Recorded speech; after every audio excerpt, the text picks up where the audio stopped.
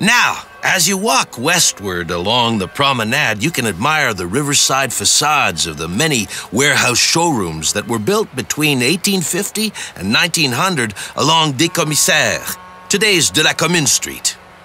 Commerce exploded during the boom years of the Industrial Revolution, and des Commissaires Street was more or less Montreal's window to the world. So, in order to make a good first impression, the owners of these warehouse showrooms paid for cut stone, which was, and still is, I suppose, a more noble material than simple brick. Still, you might notice that on the warehouse side, on des Commissaires, the style of the buildings were, more subdued.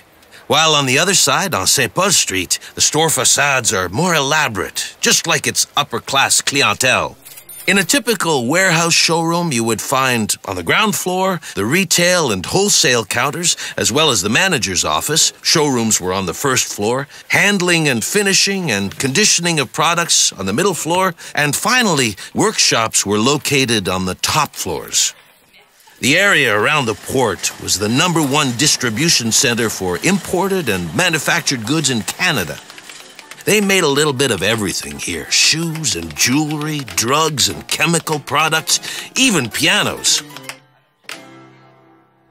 My great-aunt, Violette, the daughter of Tom and Rosemée Poisson, worked as a secretary at William Middleton, a company that specialized in baskets and wooden products.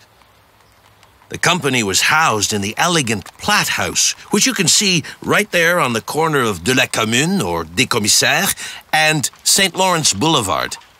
It was built in 1822. If you stand close to the railway track, you'll notice the freight elevator above the large central windows. And you probably can't tell just by looking at it, but it was once divided into 2 distinct buildings, a store on St. Paul and a warehouse on des Commissaires. The wings connecting the front and the back were added to create more warehousing space.